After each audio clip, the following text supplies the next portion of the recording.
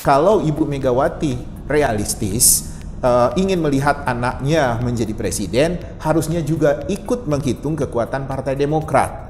Jadi jangan dicoret Partai Demokrat ini, tetap dihitung. Nah, apabila secara objektif hitungan-hitungan ini adalah hitungan yang besar peluangnya untuk menjadikan Puan Maharani menjadi presiden, mengapa tidak kalau Mbak Puan berpasangan dengan Mas AHY? Nah, itu yang menjadi tantangan terbesar buat mewujudkan pasangan Puan AHY ini.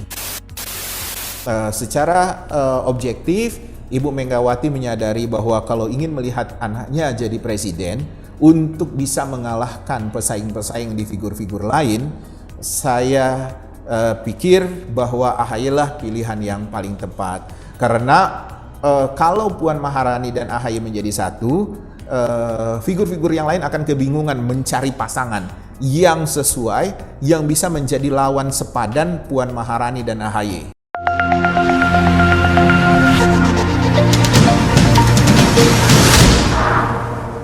Halo teman Citra Indonesia, kami jamin Anda menang. Kembali lagi bersama saya Putri di Kawal ya. Pada kali ini kita akan membahas seputar tentang Puan dan AHY. Oke, mungkin langsung saja kita tanyakan atau kita bincang-bincang bersama konsultan politik kepada Pak Yanto. Oke, baik Pak Yanto, bila mana Puan dan AHY ini dijadikan sebagai pasangan, apakah perjalanannya akan lancar, Pak? Ya, banyak orang tidak pernah membayangkan kalau Puan dan AHY itu bisa disatukan. Sementara Citra Indonesia sejak beberapa bulan yang lalu, di pertengahan 2022, kita sudah menghitung bahwa peluang terbesar Puan Maharani untuk jadi presiden adalah ketika bila dia mau atau bisa berpasangan dengan AHY. Hanya masalahnya kan, ada kendala besar untuk menyatukan dua orang ini. Ketidakakuran antara Ibu Megawati, Ketua Umum PDI Perjuangan yang membawahi Puan, yang dengan Bapak SBY, Ketua Umum, bukan Ketua Umum ya, sebagai Dewan Pembina, Ketua Dewan Pembina Demokrat, itu juga menjadi semacam pembina buat AHY. Jadi dua kekuatan politik ini hampir tidak ada celah orang melihat mereka bisa bersatu. Tapi Citra Indonesia tetap memiliki semangat yang kuat, memiliki harapan yang positif agar dua kekuatan ini bisa menjadi satu. Karena apa? Karena ini akan merekonstruksikan konfigurasi kekuatan politik nasional kita. Orang sudah menganggap bahwa yang namanya PDI Perjuangan akan berangkul-rangkulan dengan kekuatan Pak Jokowi sebagai kader PDI Perjuangan. Apa yang diinginkan atau apa yang menjadi pemikiran Pak Jokowi dalam menghadapi Pilpres 2024 itu akan diamini oleh PDI Perjuangan. Tapi kan hari ini, sejak beberapa minggu ini kita melihat bahwa segala kemungkinan itu bisa terjadi ketika Ibu Megawati sebagai Ketua Umum menyatakan bahwa beliau tidak banyak hal yang tidak serak dengan apa yang menjadi langkah-langkah politik Pak Jokowi, walaupun tidak disampaikan secara lugas dengan sindiran-sindiran yang orang menganggapnya itu sindiran politik maupun diplomasi politik. Tapi bagi saya, apapun bisa terjadi dengan adanya ketidaksepakatan Ibu Megawati sebagai Ketua Umum PDI Perjuangan terhadap kadernya Pak Jokowi yang hari ini sebagai presiden. Artinya kalau Ibu Megawati realistis ingin melihat anaknya menjadi presiden, harusnya juga ikut menghitung kekuatan Partai Demokrat. Jadi jangan dicoret Partai Demokrat ini, tetap dihitung. Nah, apabila secara objektif hitungan-hitungan ini adalah hitungan yang besar peluangnya untuk menjadikan Puan Maharani menjadi presiden, mengapa tidak kalau Mbak Puan berpasangan dengan Mas AHY? Nah, itu yang menjadi tantangan terbesar buat mewujudkan pasangan Puan AHY ini. Oke, baik. Dari pembicaraan Bapak tadi, kenapa kok Puan ini disandingkan dengan AHY? Karena kalau disandingkan dengan figur-figur lain, AHY bagi saya memiliki poin yang lebih menguntungkan buat Mbak Puan. Secara senioritas lebih senior Mbak Puan. Secara pengalaman lebih banyak pengalaman Mbak Puan. Sementara kalau dengan figur lain mungkin bisa berimbang. Tapi kan Mas AHY bisa mengikuti sebagai kader yang relatif masih muda, dia bisa mengikuti apa yang menjadi gerak dan nafasnya Mbak Puan di situ. Jadi pasangan ini adalah pasangan yang bagi saya bisa saling melengkapi dan tidak mengganggu kepanikan atau kegelisahan psikologis dari Puan Maharani. Itu yang saya lihat. Nah, belum lagi secara objektif dari seluruh partai politik, Citra Indonesia tetap menganggap bahwa yang memiliki basis massa konkret selain PDI Perjuangan adalah Partai Demokrat. Kenapa? Karena pembinaan Partai Demokrat itu dari awal kelahirannya itu memang mengidolakan atau berpusat pada figur Pak SBY. Jadi mereka tumbuh dalam sebuah gerakan politik yang melihat Pak SBY sebagai panutan politik mereka, dan itu menjadi sebuah grassroots.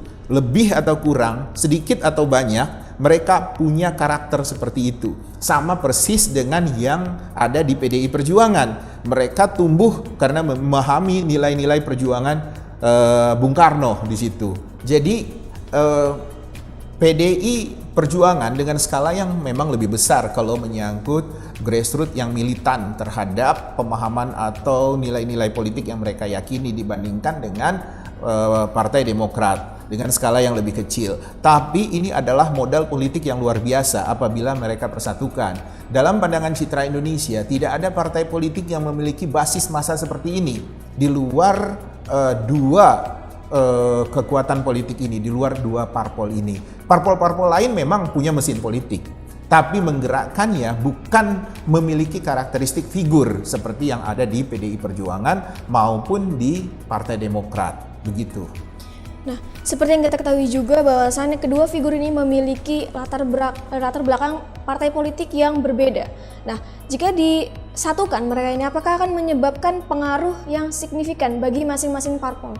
Ya, kalau kita bicara internal PDI Perjuangan dulu, ketika misalnya Ibu Megawati sebagai Ketua Umum mengumumkan bahwa Puan Maharani berpasangan dengan AHY, itu akan terjadi gejolak internal. Itu wajar, itu dinamika internalnya pasti banyak yang kontra lah, karena selama ini mereka meyakini bahwa Cikeas, dalam hal ini Partai Demokrat, adalah pesaing politik mereka. Tapi dengan keputusan Ketua Umum Ibu Megawati untuk mengatakan bahwa kita mengusung pasangan Puan Maharani dan AHY, saya kira gejolak atau penolakan itu hanya berlangsung beberapa hari.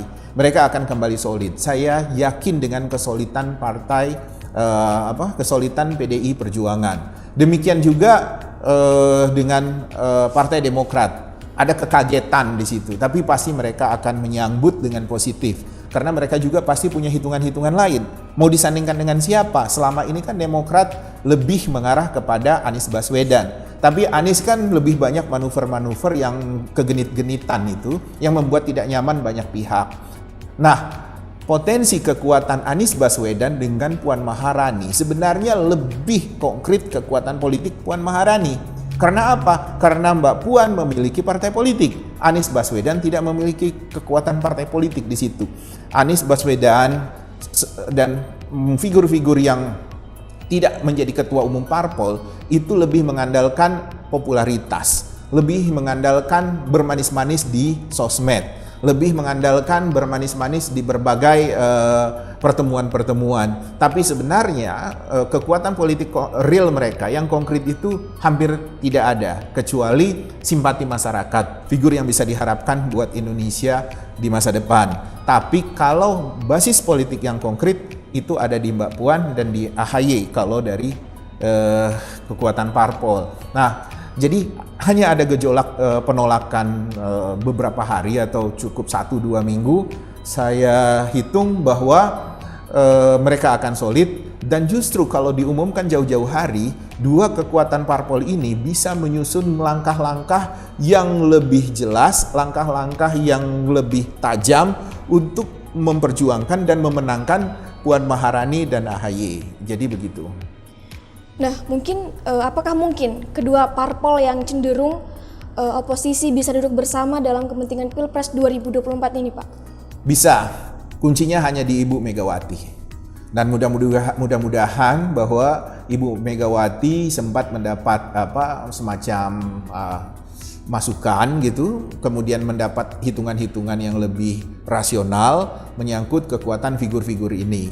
Jadi secara objektif Ibu Megawati menyadari bahwa kalau ingin melihat anaknya jadi presiden untuk bisa mengalahkan pesaing-pesaing di figur-figur lain, saya pikir bahwa AHY lah pilihan yang paling tepat.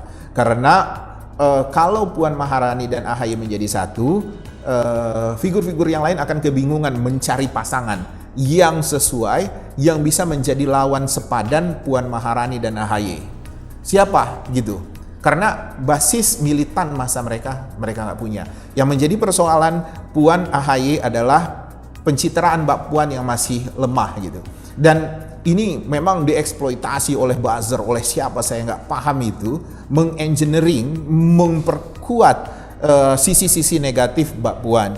Nah, sementara citra Indonesia lebih melihat pada sisi-sisi positifnya Mbak Puan. Jadi kalau Mbak Puan menemukan konsultan pencitraan yang komit dengan keberadaan figur Mbak Puan, saya rasa mudah buat konsultan itu untuk membenahi kemasan yang ada diri Mbak Puan yang selama ini dikritik dan dihina-hina atau dinyinyiri, dipandang negatif oleh publik. Itu mudah untuk membenahi itu.